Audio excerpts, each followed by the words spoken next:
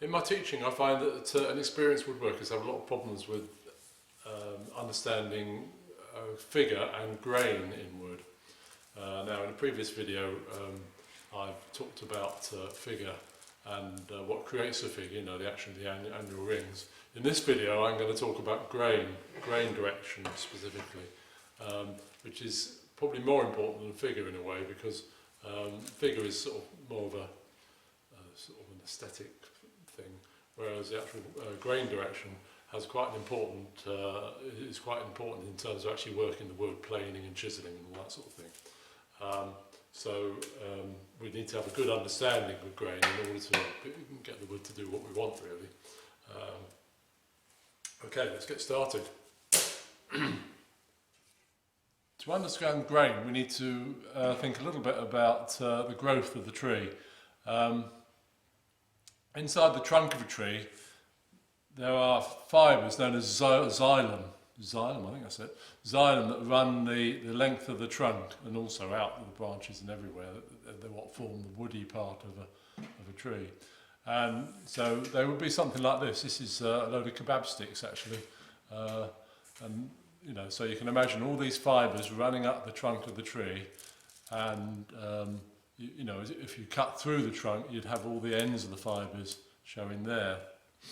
Now they run up the tree, but the tree isn't necessarily perfectly straight, so there may be some sort of deviation in the growth. You know, they're not running perfectly straight up the tree. And also, when the trunk, you know, is cut down and it's converted into boards, the boards won't necessarily be cut absolutely parallel to these xylem that are running up the tree. They might be cut slightly at an angle.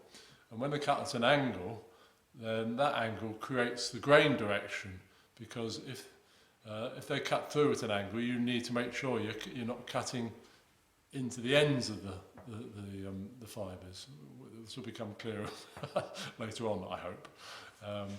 But so we've got to think about these fibres that are running up the tree and how the board is orientated to those fibres. So to work with grain direction, we've got to work out the angle of the fibres within the board, you know, because I said the board might not necessarily be running parallel with the fibres.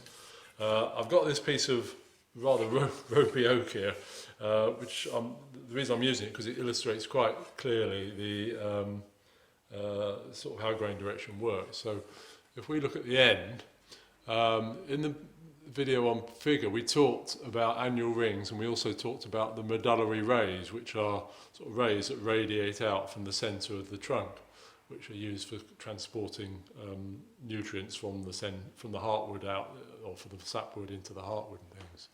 So if we look at this, you can see the annual rings are going round like that.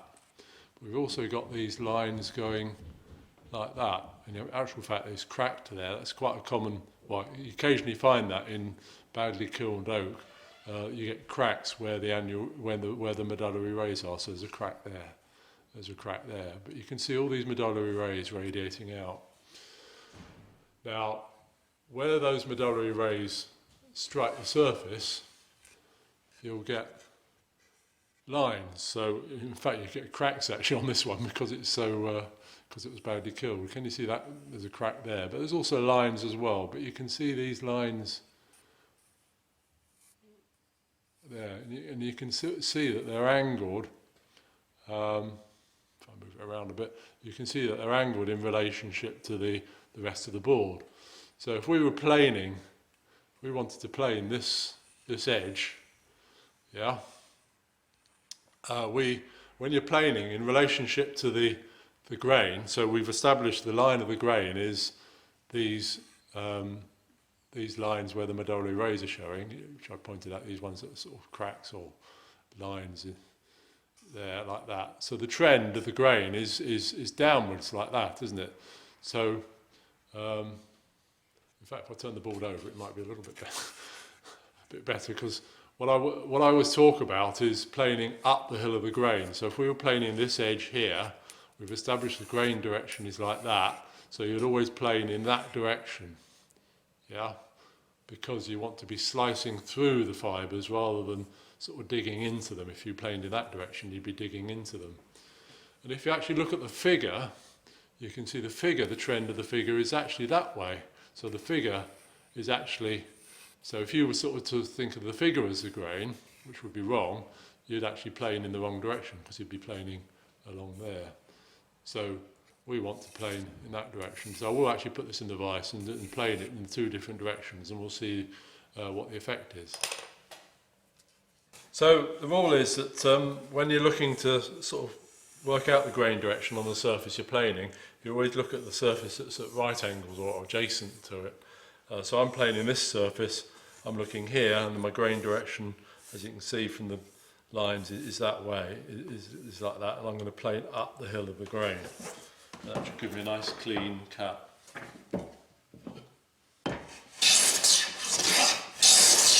It's cutting really nice. It's quite a sharp plane here, but it's giving a beautiful burnished surface. If I turn around the other way and plane in the other direction,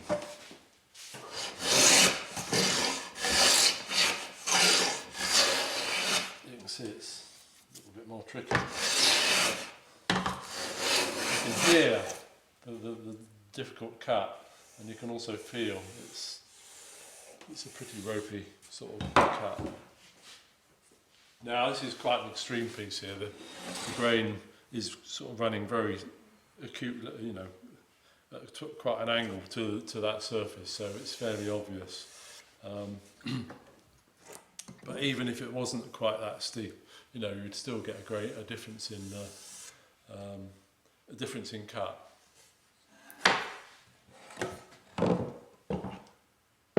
Now, as I said before, other woods, oak is particularly pronounced. You know, you can read the grain direction fairly easily in oak. But other woods can be a little bit more tricky. So let's look at a couple of others and see if we can work out what the grain direction is.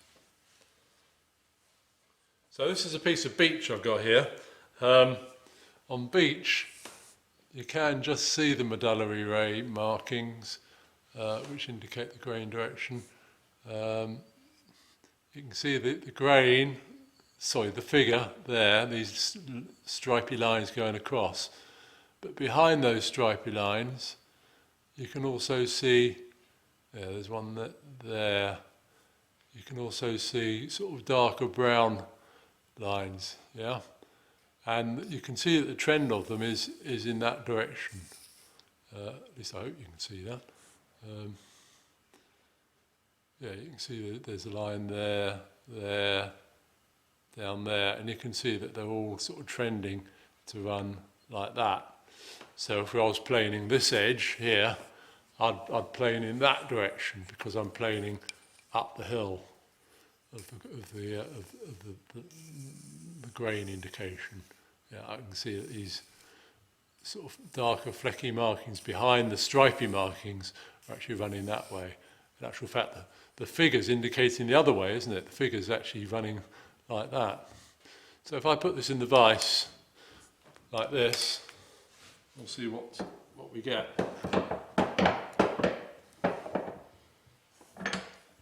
Now I reckon if I plane in that direction, I'm going to get rather a rough cut.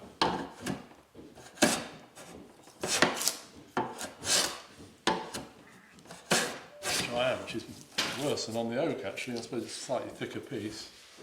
If I come around the other side,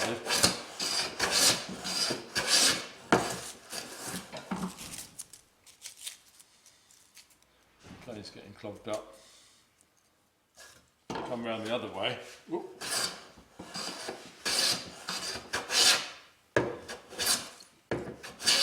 That's a lot cleaner, and I'm getting a burnished surface there.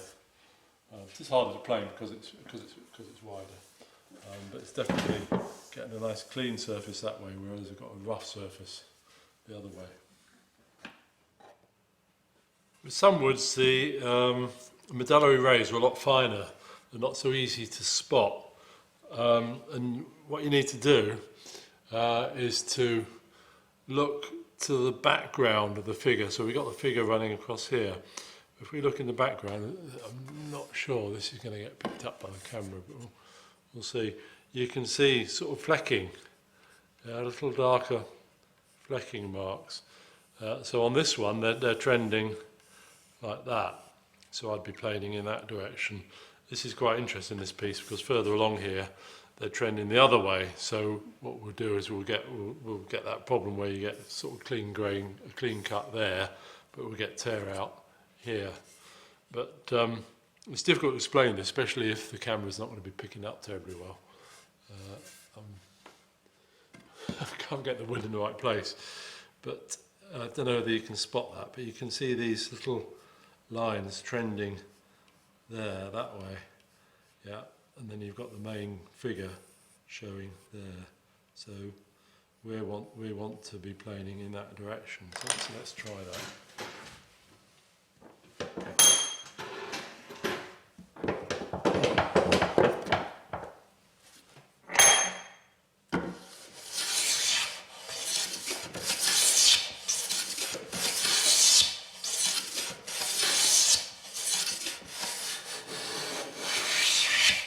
Right, you can see I've got a nice clean burnished surface there, and there's a little bit of tear out there where I said the grain sort of kicks up, and then we're back to a nice clean surface.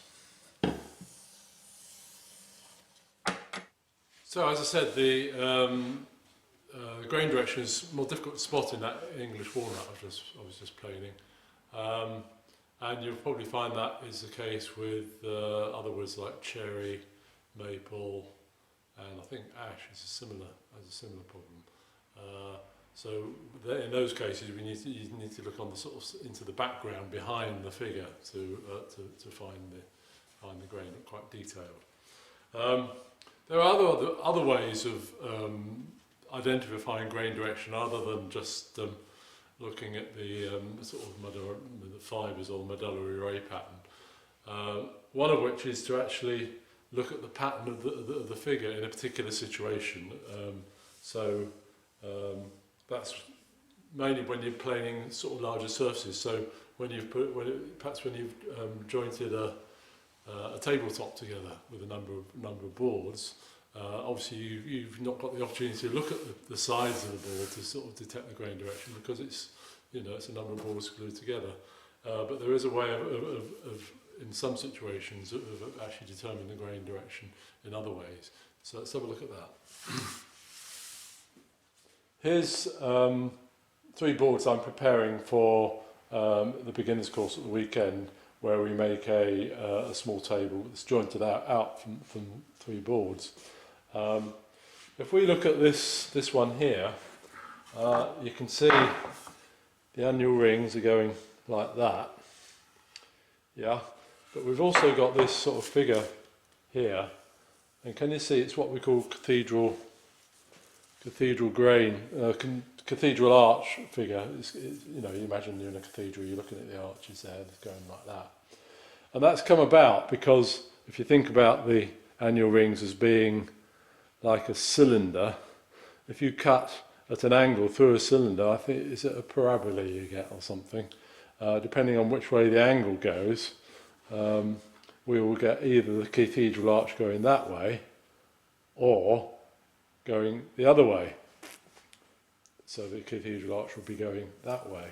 And by reading the cathedral arch, we can determine which way the grain's going. So in this situation, where the the annual rings are going like that, and the cathedral arch is going like that, that tells me that if I plane in that direction, I'll be planing with the grain. And obviously if I plane in the other direction, I'll be planing against the grain. Now on this board, when you're jointing the table together, you try to alternate the annual rings. So that one's going that way, that one's going that way, and that one's going that way. So what I call happy and sad. So that's us happy, sad, happy. Now on this board, our annual rings are going like that, and our cathedral arch, not quite such a well-defined cathedral arch here, but that's going that way. So that would tell me I want to plane in that direction, because we're planing the opposite way to that one because the annual rings are going the other way. And then on this one, it's the same as this one. The annual rings are going like that and the cathedral arch is like that. So when I join the table together, I like to alternate the annual rings, and I also like to alternate the way the cathedral arch goes. So that one's going that way, that one's going that way, and that one's going that way. And that should mean I can plane all the boards in the same direction, because it's really annoying when you're doing a tabletop and you've got, you know, boards next to each other that the grain is going the opposite way. So let's take this board here and just sort of see whether my theory works or not.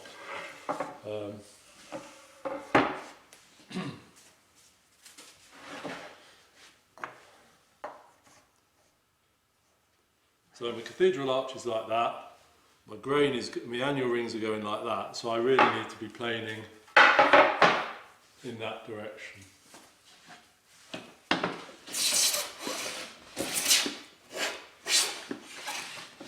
It seems to be working okay.